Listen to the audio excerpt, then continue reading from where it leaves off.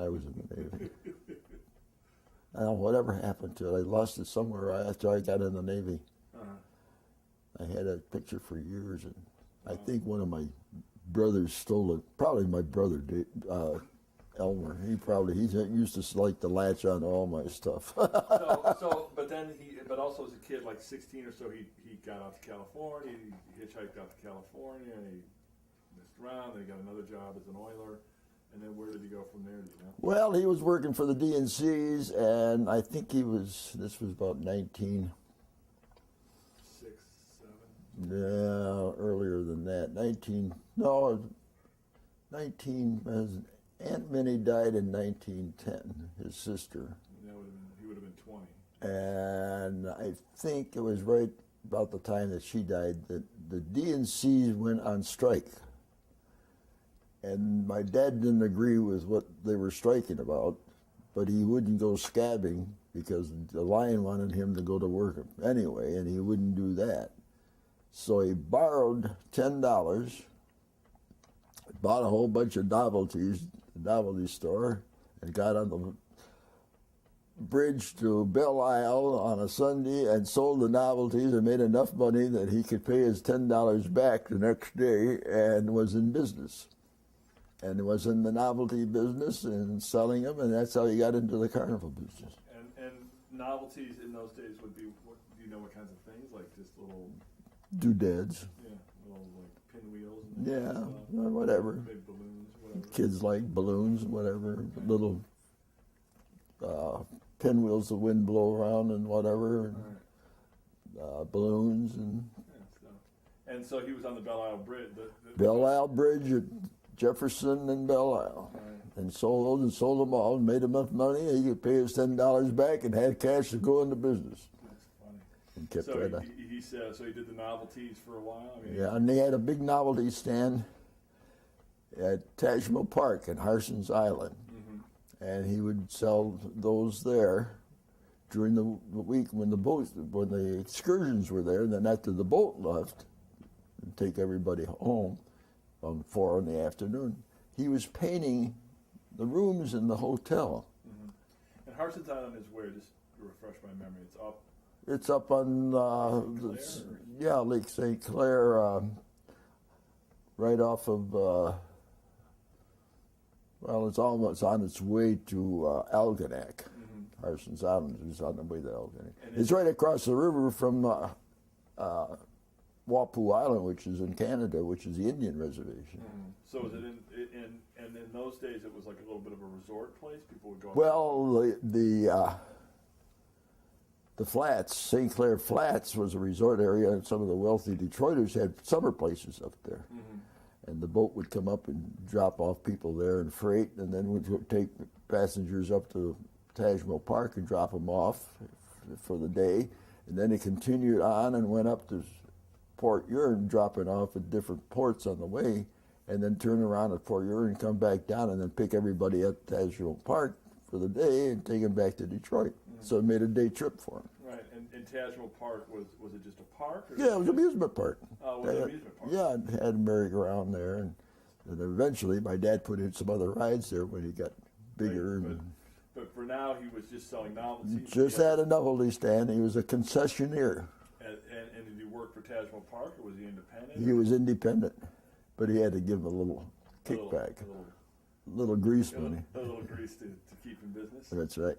And then he went painting the hotel rooms, mm-hmm. and while he was doing that after the boat left, he met my mother, who was working at the hotel as a chambermaid. Mm-hmm. So your mom, tell us a little bit about your mom. She grew up in the Thumb, I think? Right? Yeah. She up Gagetown? Well, she was born and raised on a farm outside of Gagetown, in Tuscola County. Uh-huh. And what did her parents, her dad was a farmer? Or? Yeah, he was a farmer, and her mother was the wife of a farmer. Uh-huh. And my mother came as a middle-aged dividend. Uh-huh. And so ultimately she wound up down in Harson's Island. How old was she at this time, do you think? About your dad's age? Or? Well, 19, 20, something like that. Yeah, they were only about a week and a half apart in birthdays. Yeah, right, because she was early August, 6th. And he was late July. Right. But different years. I mean, she was No, there was a different year, but it was within a weeks or so. right. And so they met. Obviously, fell in love. He asked her to marry him.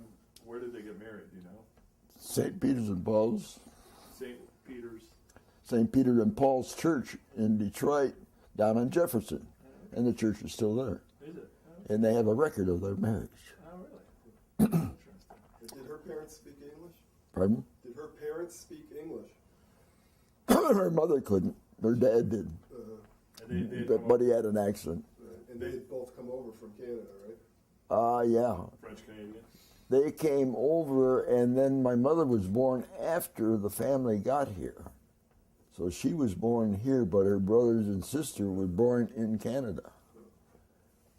And I guess in those days it was easy enough just to. 50 cents, and it's all it cost you to come across. And could you establish citizenship? Yeah, you could go in, and you could go in and the county clerk's office, and I got the papers. My grandfather got his citizenship papers, but it was a few years after he came over. Yeah, that's interesting. So they got married, St. Peter's and Paul. Do you know what year they would have gotten married? Would that have been like the early teens? It was about 1910. Something like that? 1910. Your dad was 20 if it was 1910. Yeah, it was a little later than 1911 or something like Right, that. right. Because I think they were 21 when they got married. And so they're both, and he's French Canadian background, she's French Canadian. Do you think that was a part of the? I mean, do you think in those days that was important that you? Well, my first ancestor in the Cotes came over here in 1634, Right. and her ancestors came here in 1656. Right. But do you think? But that they came down to Captain McGlynn. Right. I mean, do you think it was important that in those days that you sort of, if you're French Well, Canadian, that You spoke the language. right? And Did they both it- speak French? Yeah. Your dad did as well. Well, he pretended to, but Right. he spoke mainly pidgin French. My mother used to always say he pretends to speak French. So now they're married and they're living in Detroit, or they're living up at Harson's Island, or No, they're living in Detroit because my dad had built a house there. he'd already built a house by Oh, yeah. before they were married. Yeah, right next door to where my grandfather's house And that's was. the house on Broad Street. Right. And so he and your grandfather built both houses, or Well, my grandfather built his house first, and that was, well, let's see, my grandmother died in 1918. It was probably sometime before that they built the house, because my grandmother lived there. And my mother knew my grandmother, so that would have made sense. Yeah, 1910 they got married. but my grandmother died in 1918. Right, right. Yeah. So before they got married, your dad had built a house next door, and was he living there by himself, or was he renting? Well, I think probably he had an uncle or two in there too. Sure, Yeah. it's enough. How So come Yeah. he didn't have to go to World War I? Pardon me? Was he too old to go to World War I? He was ready to leave. He had his business all taken care of because he had his own business. yeah, by that point, sure. And he had everything all set and was ready to go and had signed up and whatever. And the war ended. Did he enlist? Well, he was ready to go. He had his paperwork all set and everything and the business all taken care of. And the war ended in 1918. So he didn't really have to go down and sign up. So when he was at Tajmo as a novelty guy and meeting grandma and stuff, did he go up there every day on the boat and set No, up? he lived up there somehow. I don't Yeah. know where or whatever. Yeah. He never. And so that was essentially a summer kind of employment, Yeah. right? Because they wouldn't do much in the winter up there. So what would he do in the winter to kind of get by? And Well, my dad always would work and paint and have odd jobs and things like that. didn't he test drive cars at one time? Well, that was later on after he and my mother were married, and he went to work for Ford at the Hamtramck plant, the Highland Park plant, where they built Model A's, or Model T's, I mean. And what was he would drive the car? He would drive the cars and test them out, and then part of the test, she always knew when it was lunchtime because she'd see a cloud of dust coming up the street. My dad was coming up with a Model T to have lunch. Then he would go back to the plant with the car, and test drive was over. That's funny. And I mean, this is is also when you were a kid, but what was that area of Detroit, Broad Street, like in those days? It was all dirt roads. I mean, it's Livernois? It's right near Livernois. Was that a paved road? When my mother first went to Broad Street as a new bride, Livernois was a dirt road, Dexter was a dirt road, Grand River was a dirt road, and the city limits were at the Boulevard and Grand River. Wow. So it was just a lot of fields? Yeah, I mean, the city limits, she said she could sit there and look over and see the houses were in Detroit. That's wild. And then she'd walk down the street to a little park down there with my brother after he was born, and that was the Broad Street Park. But it didn't call it Broad Street then, it was just a Park. place. Right. Had little trees and whatever, and then she'd take some lunch and take my brother down there for a picnic. Right, hang out there. And is that park still there? Oh yeah, Is it? Did we see it when we drove by there? We must have, I guess, right? yeah, it's still there. It's off Broad Street, between Broad Street and I forget another street that's over toward Livernois, and then Cortland and Fullerton. And was St. Cecilia there at that point, or that hadn't been? No. When they first moved there, they belonged to St. Leo's Parish. Uh-huh. And then they built St. Teresa's, and they moved out to St. Teresa's. And then after a while, they formed St. Cecilia's in the Roadhouse in Grand River and Livernois, and they became charter members of St. Cecilia's. And did they go every Sunday? Were they good church goers? Oh, my mother was. Yeah, my dad did too. Really? Even in the summertime, when he was on the Carnival. Wow. He always made sure that he knew where the church was and then where he would go. That's wild. So in the winters, he had these odd jobs. So he's still got the novelty stand. He's still up at Tajma. He's married. Maybe Uncle Jack is born by now. Living on Broad Street, working odd jobs.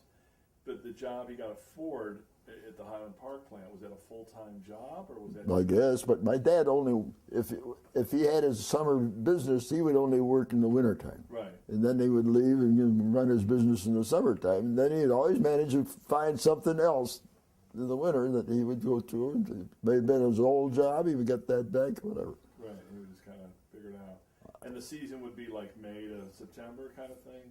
Probably, I don't know. Something like that. It all depends on what the weather was.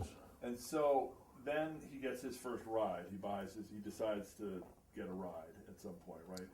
Well, if you were listening to my mother, she said that's when he went nuts. And so what did he? He bought this ride. It had been in a fire, and it was all burned up. It was all had charcoal on it, and ashes and flake and everything. He brought that thing home, and everybody thought he had lost his cotton picking mind.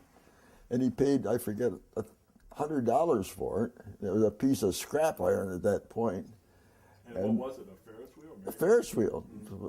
From the first Ferris wheel that Eli Bridge had built. Eli Bridge built Ferris wheels, and they still do, I might add. Mm-hmm. And they built this Ferris wheel, and it's the first portable Ferris wheel in the United States. Mm-hmm.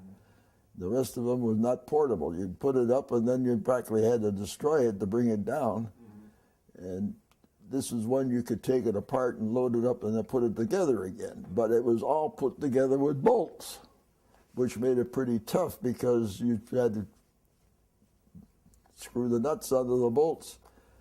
And pretty labor intensive. it was labor intensive. And he put that thing up, and first of all, he had to clean it all up. And my grandfather, being a good carpenter he built the seats, because the seats had all been destroyed in the fire. And so my grandfather built new seats, built a ticket box, and did other carpentry work for it. And my dad had a crew clean and scrape and paint the whole thing, and got it. I'm sorry to interrupt. Was the frame like kind of metal? I mean, Yeah, it was all steel. Yeah.